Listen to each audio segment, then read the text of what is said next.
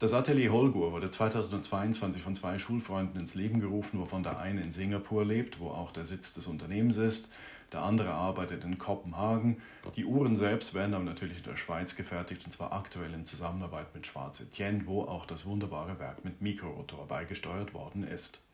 Die erste Uhr ist die Frohmann, eine 40 mm große Taucheruhr, dänisch für Froschmann, die bis 300 Meter wasserdicht ist, 13,5 mm hoch baut und mit einem überdurchschnittlich komplexen Titangehäuse ausgestattet worden ist, Grad 5, das abwechselnd über hochglanzpolierte und mattierte Elemente verfügt.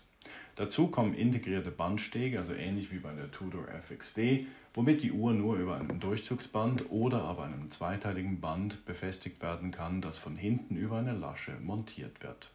Damit wird auch der Blick frei auf das wunderbare Werk ASI 200 von Schwarz Etienne mit Mikrorotor, 86 Stunden Gangreserve und hier in einer skelettierten Umsetzung gezeigt. Hinten und vorne gibt es Saphirgläser, die Lünette ist einseitig rasten mit DLC beschichtet. Grundsätzlich gilt, sämtlichen weißen Elemente auf dem Zifferblatt, also inklusive der kleinen Sekunde bei 6 Uhr, sind nachleuchtend, die Krone ist verschraubt, der Gehäuseboden natürlich auch.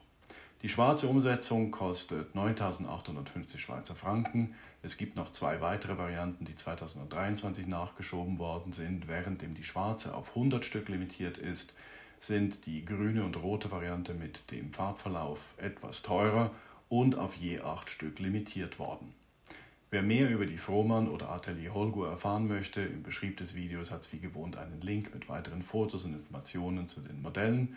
Wer Fragen hat, kann wie gewohnt das Kommentarfeld hier benutzen. Ich freue mich über jede Form von Feedback, noch mehr natürlich über ein Like und ein Subscribe.